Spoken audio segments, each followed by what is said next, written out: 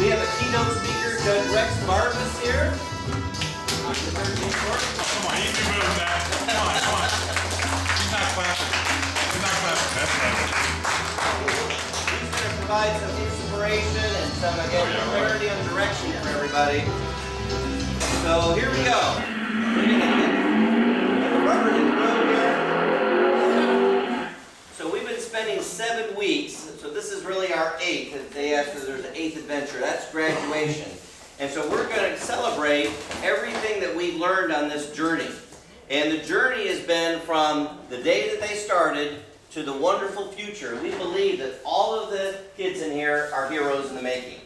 They have learned a lot about life, sometimes more than they thought they would, but now they have an opportunity. We've equipped them with the tools to be successful in life. So guys, what's the shortest distance between today and your wonderful future? What is it? Straight line. Straight line. Let's do it all together. Ready, guys? Aim at your future. A straight line, right? Okay, so that's what we want, but our lives often look like this, right? We get distracted. So we've talked about all the different kinds of distractions, including addictions, that have gotten us off track. So what we've been doing is working then to get a new path towards their successful future. So the path has been a series of principles and tools that we've been giving them. So our first adventure, and we're going to see if everyone remembers this, was PR. What does PR stand for? Proactive. Proactive. Reaction. Responsibility. There we go. Okay, put it together, right? You got to make good choices in life. So we're going to talk about that. Once you realize you're not a victim, you get to choose the direction in your life. It's not what life throws at you, it's how you respond to it, right guys? Your choices makes a difference. And Rex gets to see people that have made, unfortunately, poor choices, right? And so he doesn't want to see any of you guys, right? After today. So CD, then, is once we've taken the opportunity to make good choices, what does CD stand for? Can do. Can do. Can do, right? And y'all know in my heart, raised as a Cain do. Having a Cain do attitude sounds corny, but with a family of 7 kids, we didn't have a lot of money, but we had a Cain do attitude.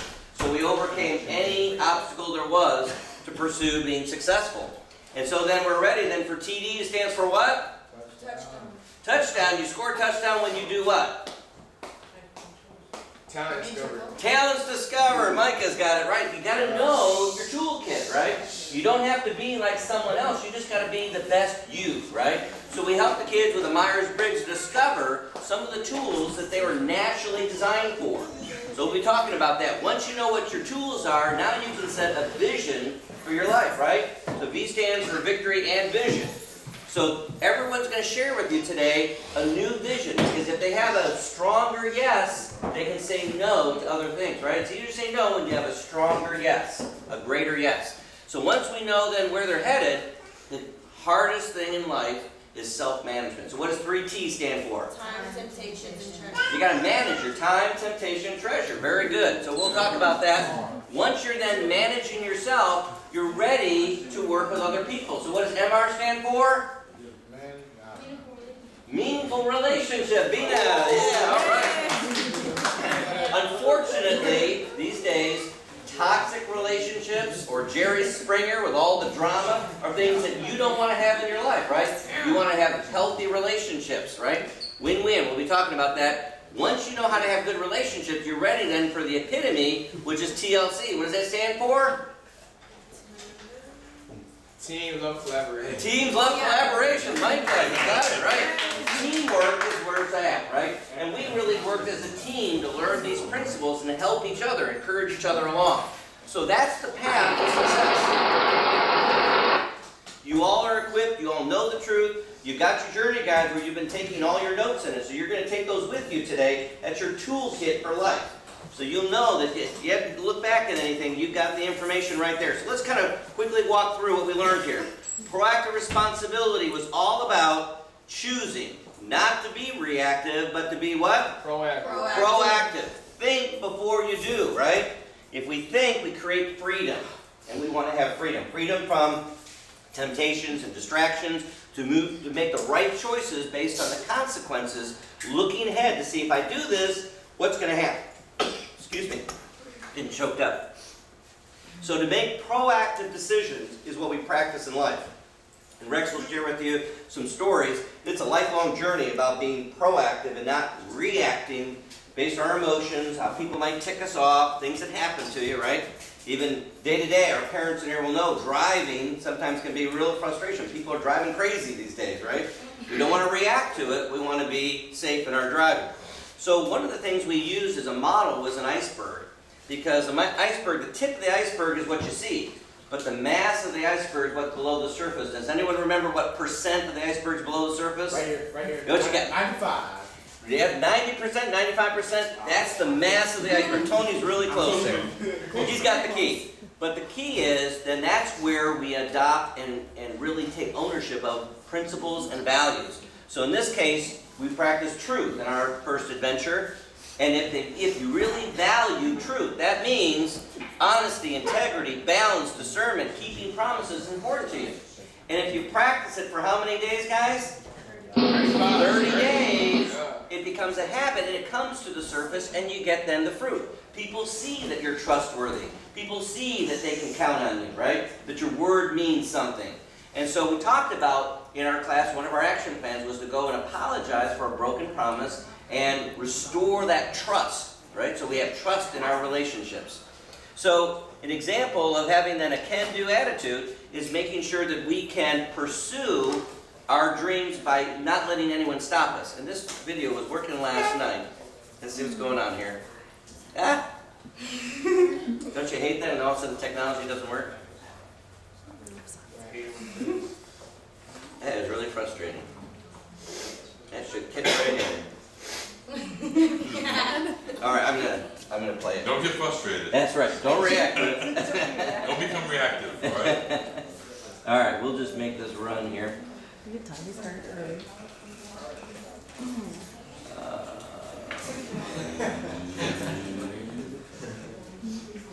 We gotta see this touchdown here.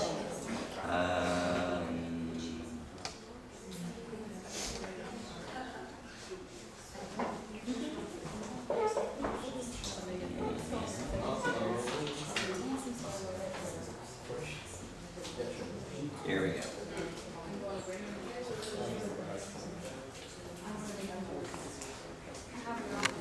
See if we can get this to work here.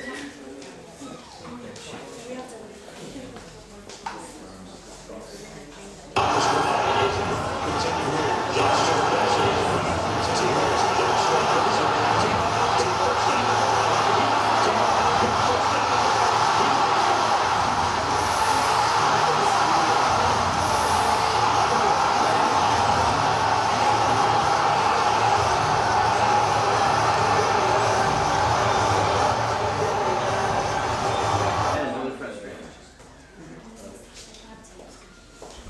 It wasn't due to lack of preparation. All right. Insert.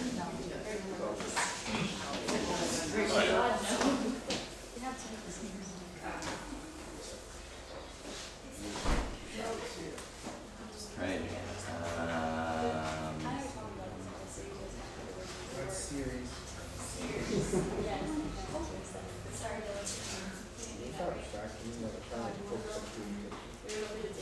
Yeah, me and stop. Right? She told me to stop because she was talking.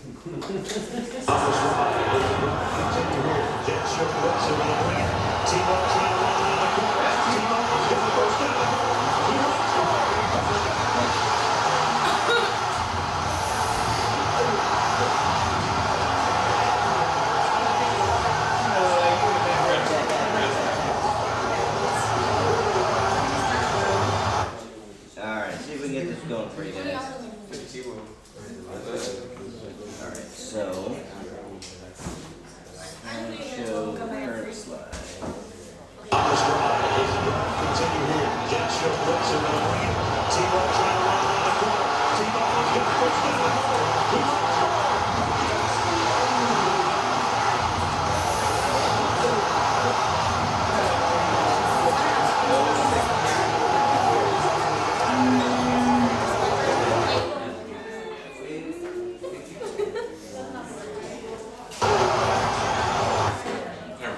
All right, I think we can get this working now.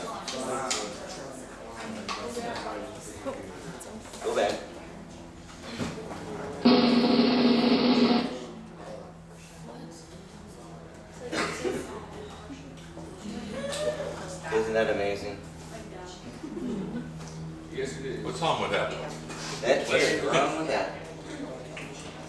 Huh? Oh well, I'll show it to you at the end. What happens is at the end of the game, last play, Tim Tebow and his team, 20 yards out, and he scores a touchdown. People are grabbing at him, but nothing's going to stop him from crossing that finish line. Remember that video we showed you guys? I apologize, I don't know why that's working. But we believe in you guys. We believe that you can do anything, any goal that you set for yourself. So we're going to be listening to your goals here today. We're excited about that. Debbie and I have been really praying for you and excited about the possibilities. So one of the things we try to help equip you with is to learn about yourself, right? To your own self be true. So you took your Myers-Briggs, and we discovered that some of us in here are chiefs, right? Natural leaders. Some are teachers. Some are protectors or one-on-one customer service. Some are supporters that love to serve other people, right? Some are supervisors. We have some inspectors. Whatever it is, your skill set, you want to develop those talents, right? That's going to be your path to success, right? What was your Brittany? You were a counselor. We had some counselors, right? So the key is to dream big, but you've got to start with your toolkit, right? Don't try to be someone else, be yourself. So once you know who you are, we had to answer these 3 questions. What do you want to have? What do you want to do? What do you want to be? But which question you answer first is most important. Which is the first question? Have, do, or be? What is that, guys? Be, right. We got to discover who we want to be, then you'll do the things you need to do, and you'll have the things you want, right? But our world is all about having stuff, right? You got to have this, you got to have immediate gratification, so then you do things you shouldn't do, and then you end up being something you don't want to be, right? So be, do, have is what path to success is. All right, so then we set goals, smart goals. Remember that? Because you said you can look at yourself. If you don't have a plan, people that generally don't plan to fail, they fail to plan, right? So we're going to hear today from everyone who's got plans to make a change in their lives, right? To get on that straight path. So we're excited about that. So you had to overcome the distractions, right? So one thing in our time management was, where do we want to spend our time? Most of our time, what do we do, guys? Distractions? No. Prepare, right? We prepare for the must-dos and we create good luck, right? So that means we say no to distractions and escapism, right? We don't need to get high, we need to get ready, right? Ready for success. And then you get this fun of winning, right? Okay, so then we need to look at relationships, right? MR, meaningful relationships. Dina, is that your mom? Oh, she made it. All right. We were going to adopt Dina if you weren't here, so she is all excited. So, with meaningful relationships, then the golden rule. Does anyone remember what the golden rule is? Tony? Treat others how you want to be treated. Exactly right. Treat others the way you want to be treated, right? If what goes around comes around. If we help other people, they help us. We create win-win relationships, right? And our guest here, this is Michelle Carruthers. Michelle's from our board. She works for Raymond James Financial, big company, right? And you'd say the goal is to create win-win with all your clients, right? You want them to be successful, and that makes you guys successful. So the golden rule is treat others the way you want to be treated, right? That requires, though, respect, right? And since we all know, how valuable are you guys? Priceless. We deserve to be respected, and everyone else does because they're priceless. So we need to respect everyone's special personality, ethnicity, culture, and talent, right? And we got respect going. It's a great place to be, great relationships, right? So Reefer had it right. Just take some respect. So we come then to the last adventure, right? TLC, teams love collaborating. The principle of success here is what? Two is Better than one. better than one. There you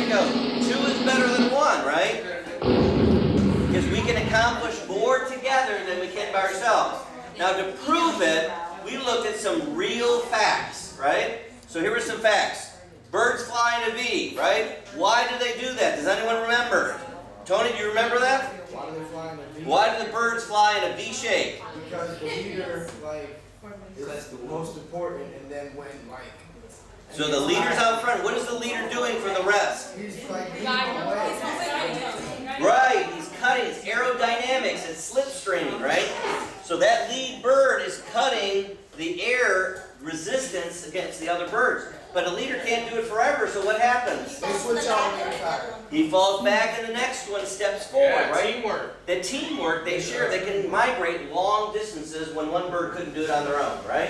So they can accomplish together. So in nature we see it. Another example, Clydesdale horse is a strong horse. How many tons can he pull? 2. 2 tons. Very good, right? So you'd think if I got 2 Clydesdale horses, 2 plus 2 would be what? 4. But Roberto knows it's what? 10. It's 10, right? Because when they're yoked together, they pull, they break the inertia. It's physics, right? So when we pull together, we accomplish a lot more than we can just do on our own, right?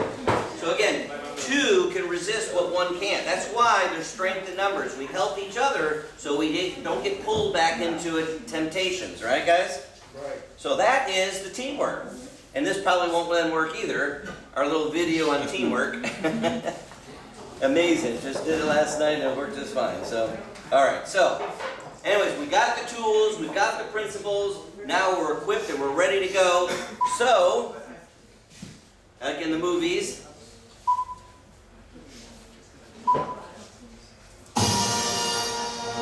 we're ready for our keynote speaker, the Honorable Judge Rex Barbas. How about a hand? Rex Barbas. All right. Yeah, Superman, huh? That's right. Nobody has any proof on that, right? Good morning, guys. Oh, come on. I drove all the way from the beach to be here. 2 hours drove to get here. Oh my gosh. So I deserve something better than that, don't I?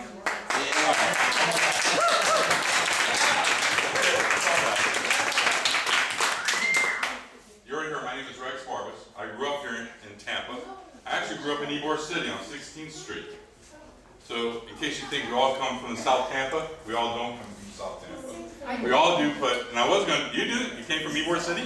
No, I'm from Bayshore. Oh, you're from Bayshore, okay. That's where I, anyway.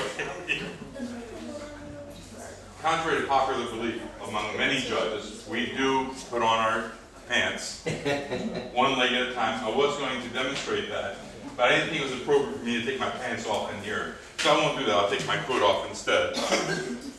And I want to put my robe on.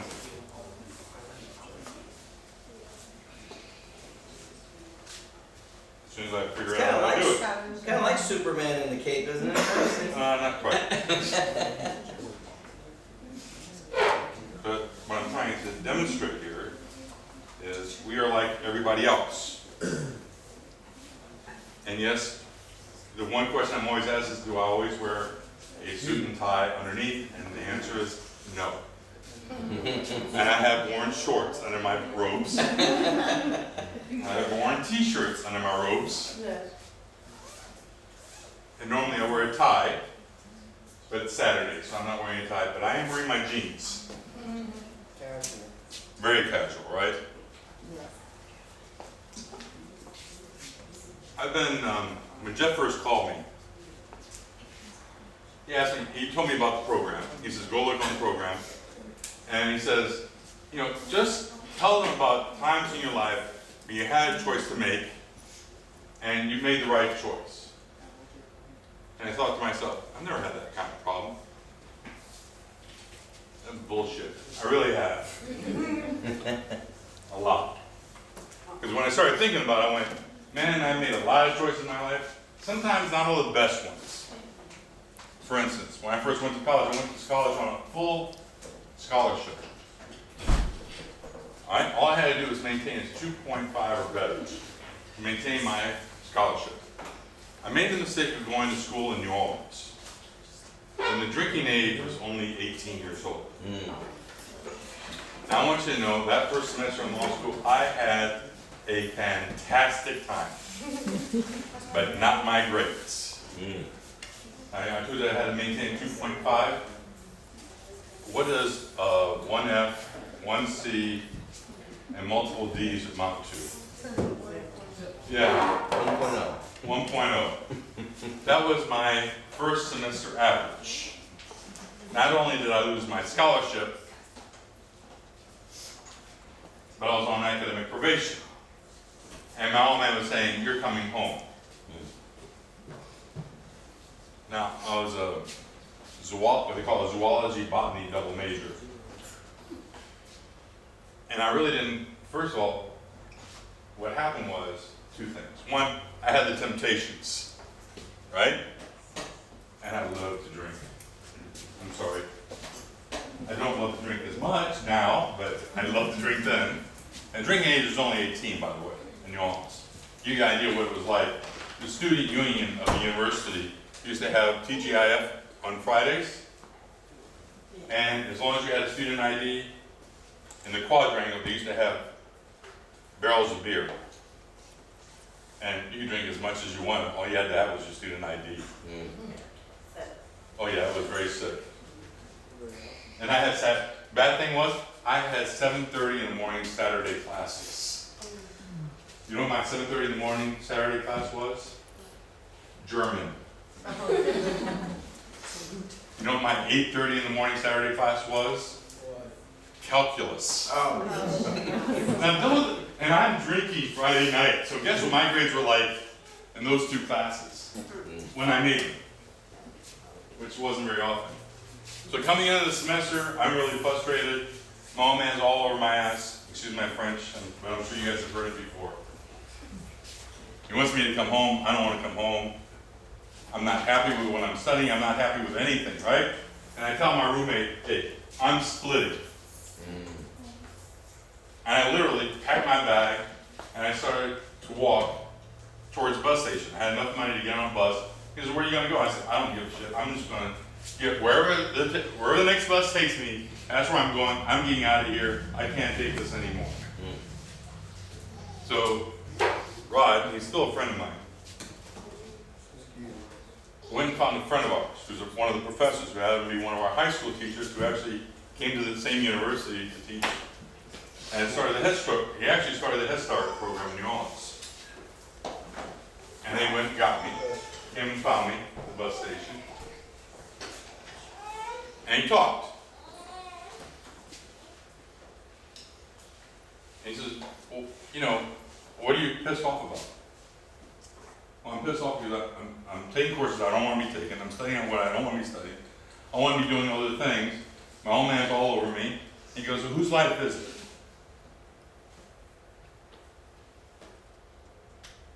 He said, "What do you love to do?" I said, "I love to write. I love to paint, I love to write. Those are my two passions. Always have. I had great grades and everything else, but those are my two passions." He said, "Why don't you do a mixed course next semester? Take writing, take some journalism courses, and keep taking some science courses, and see where you want to go." And he gave me a book by Asimov. I don't know if you all... Isaac Asimov. Isaac Asimov. He was the first really great science fiction writer in the 1950s, and he gave me a couple of his books.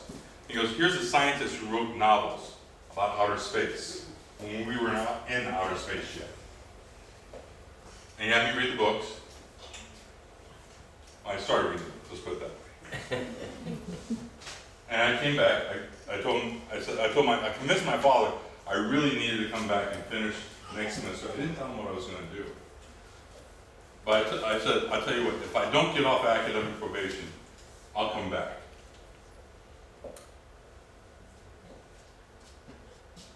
Well, I'm going to take it forward. 3 years later, I graduated with a triple degree in 3 years, with a 3.25 average. Wow. My degrees were in philosophy, journalism, and anthropology. Every time I found a course I liked, I went whole hog. I was already publishing by the time I was 21 years old. Now, I didn't do that by myself. You heard a lot of things about the GPS, because when I was going through it, I'm thinking to myself, that's all that.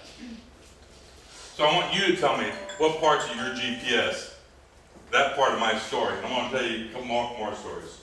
I promise I won't be long. I know I'm a politician, so I take longer than most.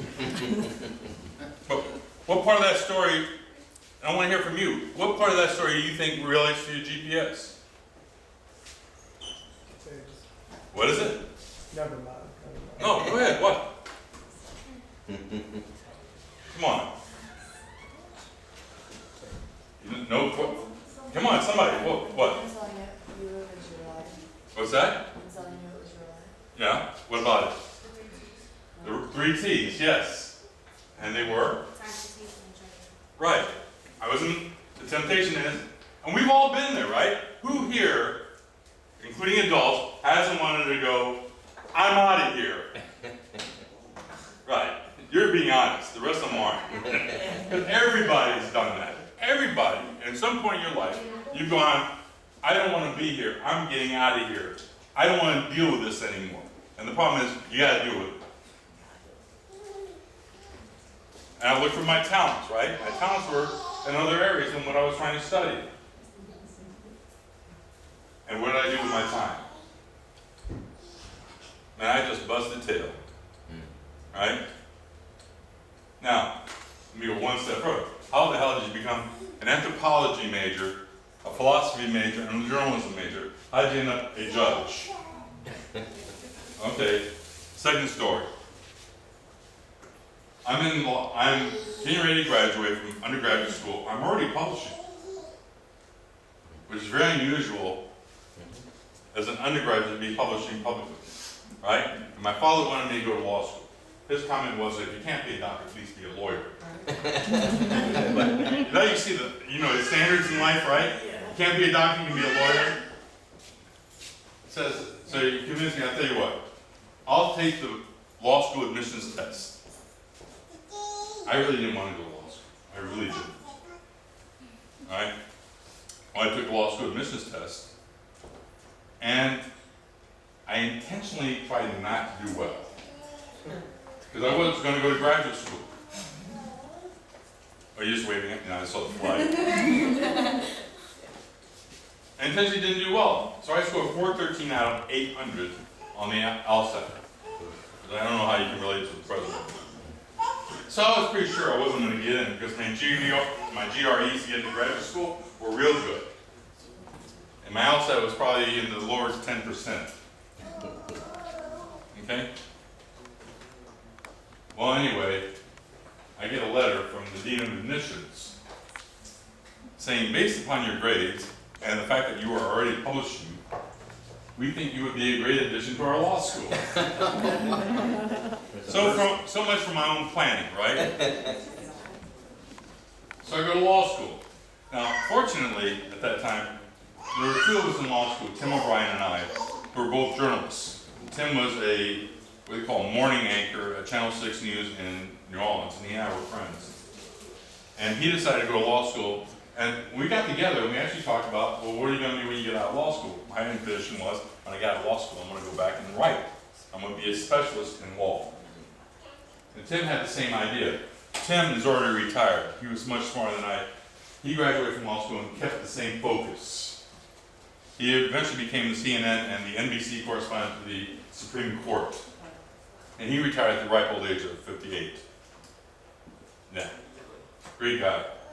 We're still friends. He's still retired. I'm still working. But a professor in law school couldn't believe, in law school I ended up really liking it, because it was a lot like philosophy.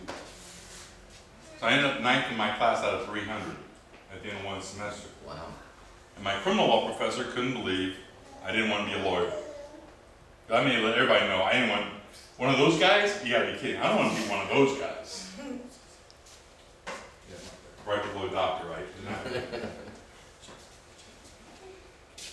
So she took me to watch a criminal trial in what they call Jefferson Parish, Louisiana.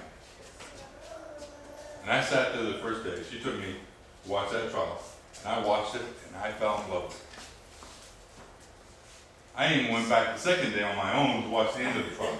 And I thought those lawyers and that judge was probably the best lawyers and probably the best judge, and that's why she picked that trial.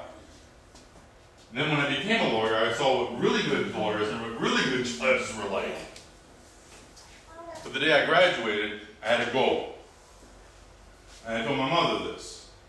By the way, I graduated in the top 10 in my class, not wanting to go to law school. I hated law school. And I told my mom, I said, Mom, I want to, she goes, what are you going to do with your life? I said, I'll tell you what I want to do. I want to become the best trial lawyer you can be. I want to get all the certifications, everything you can get. And then once I have them all, I want to become a judge. Well, in 1993, I became board certified in civil trial law. Only 8% of all lawyers are board certified in any area of law. 8%. In 1994, I became what they call AV rated, which is the top 4% of all lawyers internationally. It's what they call peer review. What other lawyers think of you, you view the rating. I have a rating that is equivalent to the top 4% of all trial lawyers. In 1996, I ran for judge. The irony is, the very first people to contribute to my campaign for judge were the guys I used to have trials against. They wanted me away so they wouldn't try and understand. I asked him, why are you guys contributing to me? He says, because we know you're honest, you're straightforward, you'll do the right thing. Some more examples of what you've been learning? What? Which ones? Straight line, straightforward. Right. Now, I ain't no perfect kind of guy. You can tell just by looking at my body, I'm not perfect. But I did some things along the way that were kind of stupid. Okay? For instance, when I was an assistant state attorney for 5 years, and after that, before I became a judge, I did drugs. A lot of people don't know that.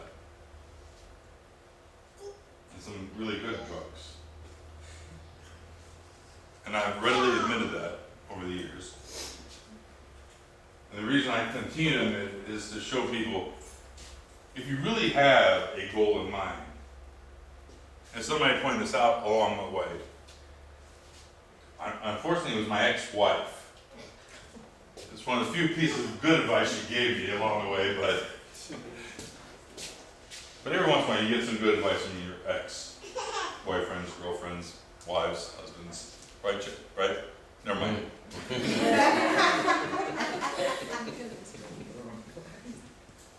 And she said, you know, you want to stay, you want to have kids, you can't do drugs.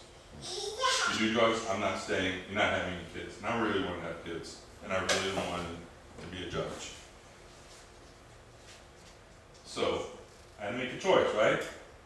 I can either continue to do coke and marijuana and a couple other things, and waste a lot of my money. That stuff is expensive as shit. Yeah, right, yeah. You don't think so? Let me tell you, I'll tell you in a second about a good friend, one of my closest friends. I just thought about him, that's why I started tearing up. He's dead now. I had to make a choice, right? If I really wanted to accomplish what I wanted to accomplish, I had to make a choice. Either continue to do the drugs, or don't do the drugs. Well, I'm a judge now. And I'll tell you, I haven't. I haven't done it in over 30 years. Yeah. And the reason is because certain things in my life were more important to me. My family, I wanted to have kids, I wanted to be a great lawyer, and I wanted to be a good judge. And you can't do those things by being distracted, right? Last story, right? Now, I'm not your typical lawyer. I wasn't your typical lawyer. I don't think I'm your typical judge by any stretch of the imagination. Like I said, I still put my pants on one leg at a time. I can't jump up that high anymore. On November 1, 2008, I've been riding a motorcycle at that point for 40 years of my life. Never had an accident. I'm driving down Livingston Avenue. I'm 1/2 block from where I'm going to turn, and I'm starting to slow down, and the SUV behind me decides to run over me. As I'm laying on the street, everybody comes over and everything, I'm laying on the street, I can't move. I thought I broke my back at first. I didn't break my back, but I did, it was like my pelvis was crushed. Don't worry, I'm better than ever. I have titanium all the way here, and I have titanium screws going through both sides that are both this long that connect my pelvis back together again and my pelvis to my spine. You ain't gonna break this part of my body no matter what you do to me. But as I'm laying there on the street, this is a good part, right? Now, my mother at that point was 84. And at that point, I wasn't with my now ex-wife anymore. And I'm laying on the street, deputy sheriff comes up to me, and I can't move my body, because my pelvis is broken, literally. You'll hear about that in a second. Deputy asked me, is there somebody you want me to call? Yeah. Who do you want me to call? What's their number? The only two numbers I can remember are my mama's number. Now, she's 84 years old. I'm going to have the deputy call. Oh, by the way, your son's on the street. He can't move. The only other number I can remember, guess whose number it is? Your ex-wife. Exactly. So they called my ex-wife. She brought my kids, everybody back.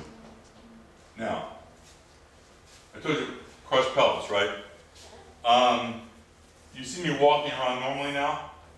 Less than 7% of the people who have my injuries walk normally afterwards. That's 93% don't. I was in a wheelchair, I could not walk, stand up, for 4 months. When the doctor finally says, go ahead and try and stand up, this is 4 months later, literally, he, the nurse, and my mother, who was 84 years old, had to help me stand up.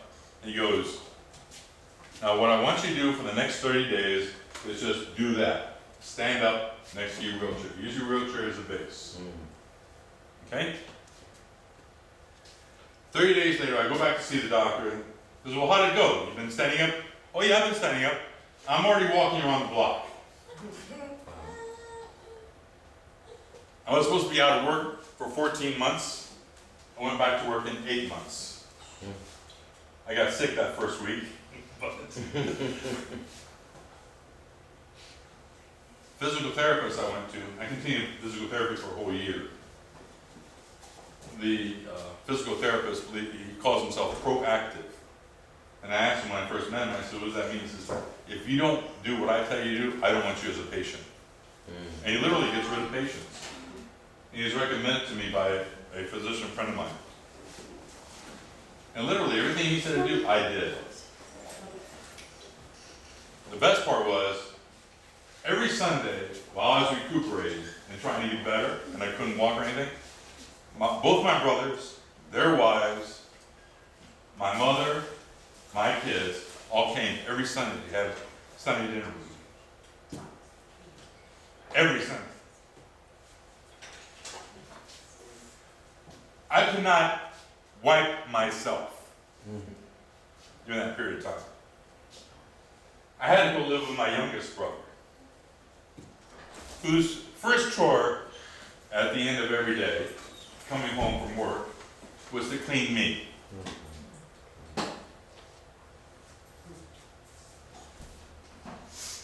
When I've had kids stand in front of me, when I've had adults stand in front of me, I was in criminal court for 5 years, I was in dependency court for 5 years, I was in delinquency court for 3 years. Every time I had a kid or an adult stand in front of me, and the issue was, and I asked, what happened? And the response was always, I was hanging out with the wrong people. Sometimes I thought, I wonder if they're the wrong people. And I asked him, let me ask you, when you got in trouble, who was the one standing there with you? When you got in trouble, who was the one standing there with you? Parents.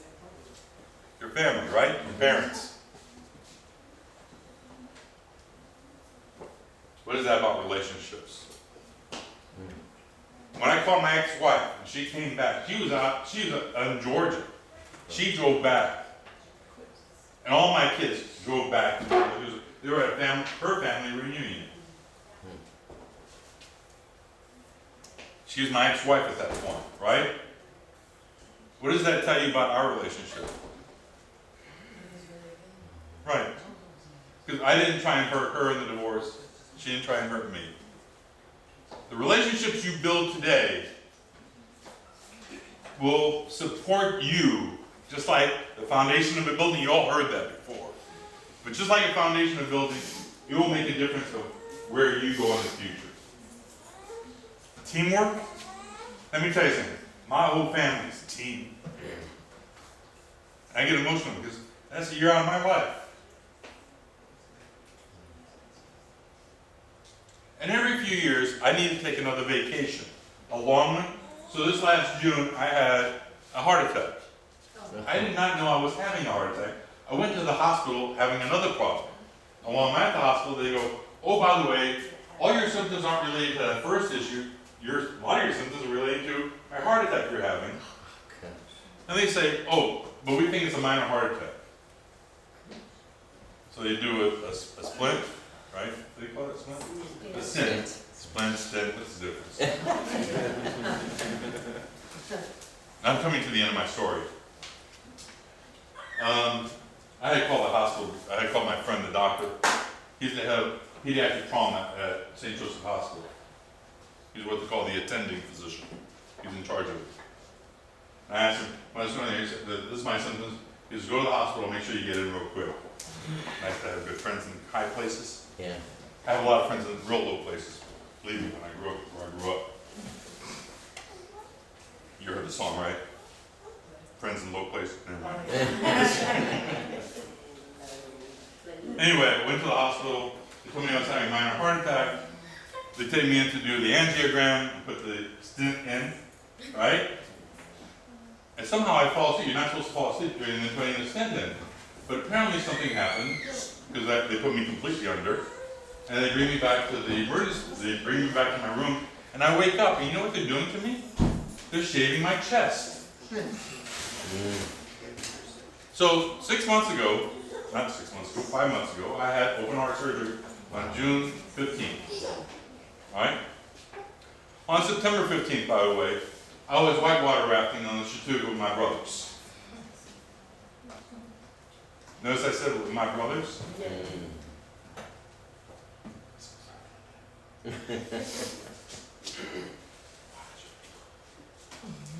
Water's really cold, especially when you get thrown out twice in section 5s. Right? But the funny thing was, my brother goes, when they threw me out the first time, and I had a real hard time getting me because the way I went into the water, I was actually up against the water, I was facing the water coming down. So I had a real hard time, and I didn't think I was going to make it out of there. They said, do you want to continue? And I said, yes. I know, I'm stupid. You think, you got to beat the guy over the head. So I got back in the boat, went to the next section. And by the way, there's only section 5s on the East Coast of the United States. It's a 20-foot drop. Okay? Go to the next section 5. Guess what happens to me? Yeah, no shit. That's exactly what happened. I got thrown out again. But as I'm being thrown out, I calmly say, and my brother says, how can you be so calm? And they actually ask me that all the time. As I'm being thrown out of the raft, we're in a 4-person raft, I say, oh, not again. Here we go. When I was having open heart surgery, when they told me I had to have open heart surgery, and my wife's crying next to me and everything, my reaction is, it's been really good. I'm ready for whatever comes next. What does that tell you about those GPSs? Anyway, I think I bullshitted enough with y'all, and I hope you don't mind my French. That's as far as I'm going into the BS, the bullshit. I won't say anything worse. Not here anyway. Ask my wife, she'll tell you, never mind. Anyway, I think what you guys have done is an accomplishment, a true accomplishment.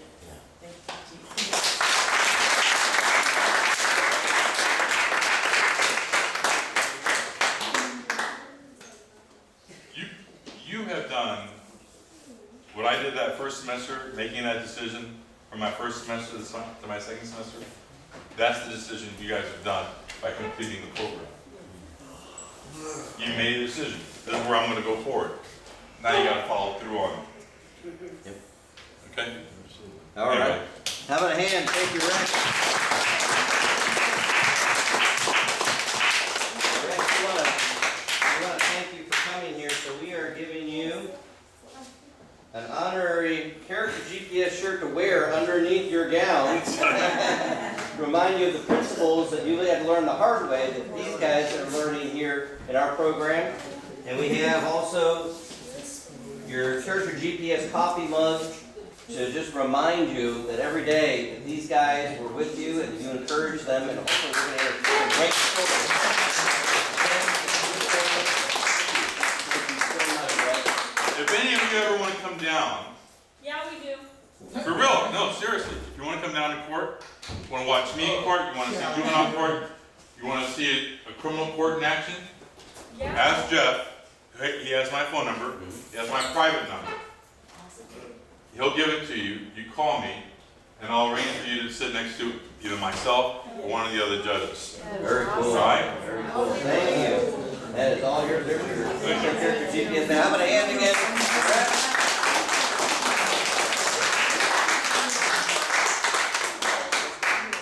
So now, The moment of truth, yeah, right? now that we've heard some inspiration, Where are you a judge at? Here in Tampa, In Hillsborough County? in Hillsborough County, What's your name? Rex Barbas, B-A-R-B-A-S. That's for me, right? yeah. And actually, I met Rex at our church on the parish council. That's where we met years ago. Yeah. But now that we've heard some inspiration, really, this isn't the end, this is just the beginning, guys. We are now going to hear from all of you on what your plans now for your success in life is. Nothing is impossible. The first thing we'd like to do is, let's see, Nicole is not here. Can you receive this for Nicole? This is our gift to you guys at the center here because we believe in the mission of this place forward.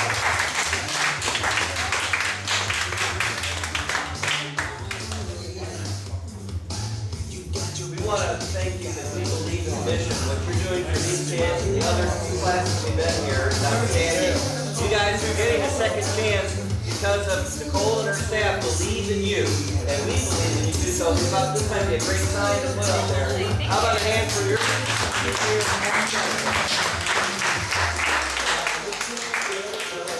All right, so what we're going to do now is we're going to be calling you up, and we're going to have you already have your scripts planned. So it's easy. They're going to tell you the words they describe them.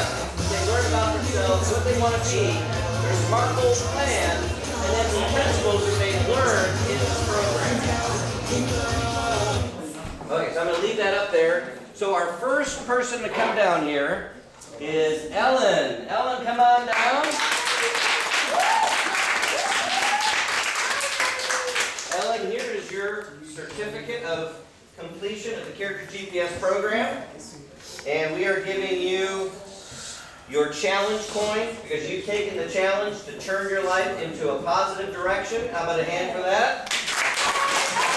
And here are dog tags representing each of our adventures that she has been living these adventures as we've been going through the program. Ellen has been helping to tutor some of the other students as well as working hard. She's taking good notes. And so we're going to give her her book, and she's going to share with us, there's your script there. So Ellen, I'm going to ask you now, what's a word that describes you? Okay, what describes me is I put independent, Independent, right? She's looking out, again, she's ready to go ahead life on her own. So what do you want to be? I want to be a therapist or a pediatrician. Okay, and what's your plan now to get to be that therapist or pediatrician? I got to get a degree and a license to practice medicines. Okay, And I got to get a bachelor's. Kind of stuff. right? You're gonna get your degrees.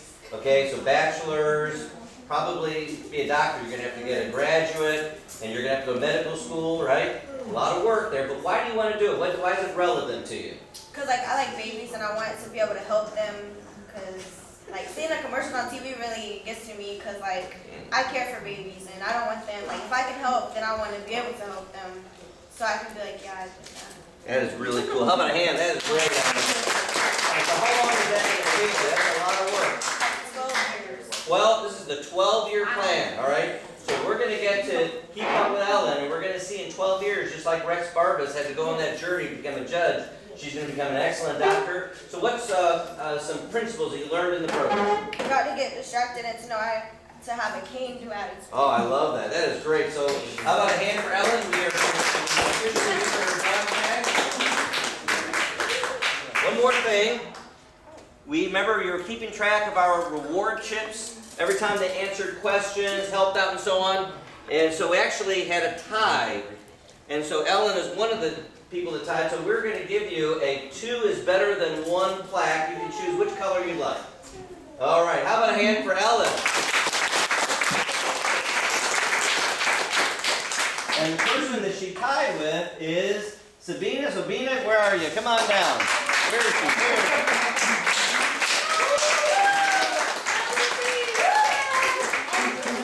So again, here is your certificate of completion. Congratulations. And I just dropped your challenge coin. So you've taken the challenge to overcome, right? Addictions. We've got your toolkit here. And here's your script. If you want to go tell us, what's a word that describes you? Talented. Talented. All right. What do I want to be when I grow up? I put producer. Music producer. Wow. All right. What smart goal do I have? I want to be a producer. I have to get a degree. I have to be in the studio. 1 year to get noticed. I got to practice and I got to be dedicated. So what's the relevant? Why do you want to do this? Oh, to entertain others with my music. And it's signbound like 4 years in college. Okay, and so what's the principle or principles that you learned in the program that are going to help you be a great music producer? To always have faith and build healthy relationships. All right, how about a hand for me? And here is her plaque. 2 is better than 1. All right, congratulations. All right, our next is Micah. Micah, come on down. Where's Micah? All right, Micah, watch your step here. Probably have to walk out the outside here, guys. All right, here's a certificate of completion of our program, Micah. Congratulations. Here is your challenge coin. So to overcome now, I know the addictions, you are set for life. So with your toolkit, you want to read off to us what your plan is. So first of all, what's a word that describes you? Optimistic.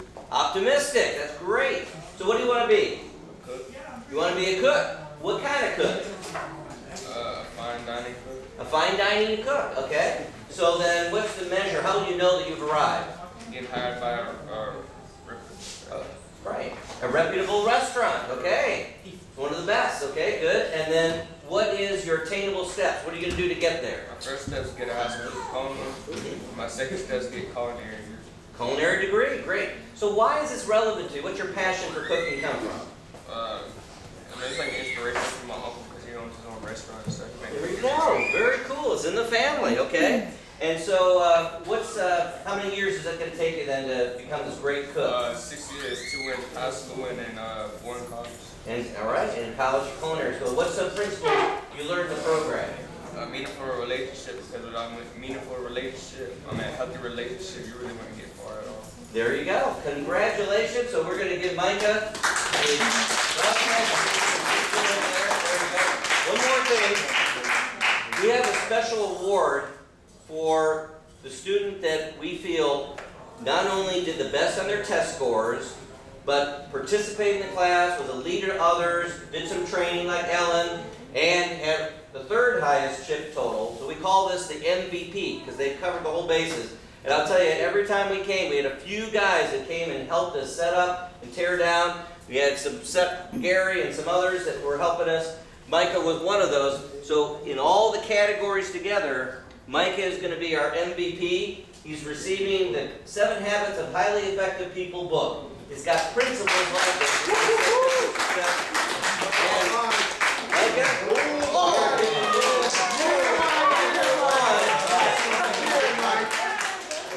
And Micah, thank you so much. All right. And you might know that this is Micah's second round, and he's realized the mistakes he's made, that he's not going to make those mistakes anymore, and he's been encouraging a lot of the rest of you. So, again, that's some leadership. All right, next one we've got here is Emily. Emily, come on down.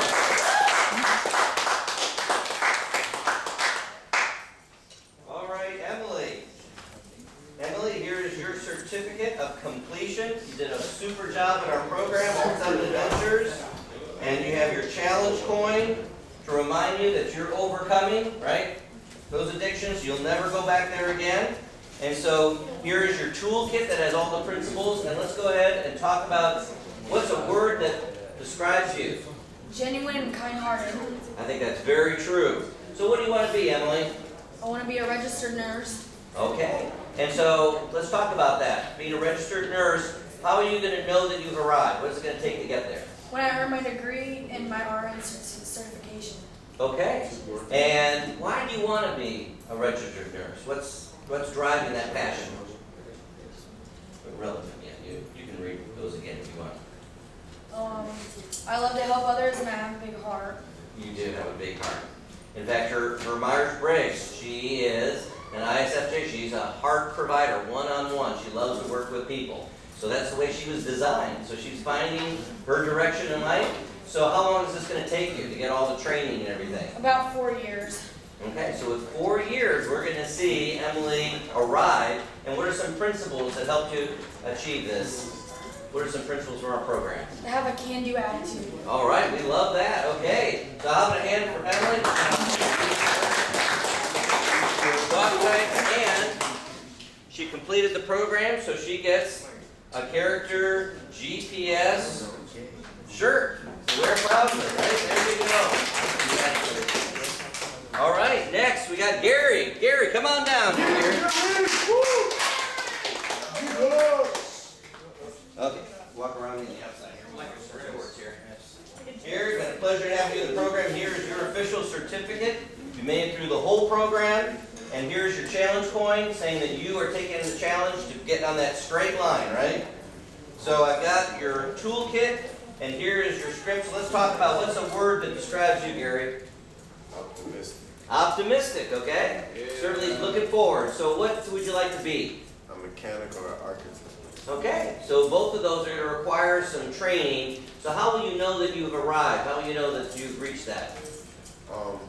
I guess once I get into school for mechanic or architect, and like I'm seeing like doors opening for me to be in that type of job. And you'll have to be certified. To be a mechanic or to be an architect, you have to become certified, right? That's the best, right? So what's your passion? Why do you want to do these things? Well, as an architect, I like to draw. You know, like I want to draw like buildings and stuff like that. There you go. But like as a car mechanic, I like to do like a higher type of car, like Mercedes or like, you know, that type of stuff. Cause like, just in case my car breaks down, I want to fix it myself. There you go. Take care of your own. That's great. Okay, how long is it going to take you then for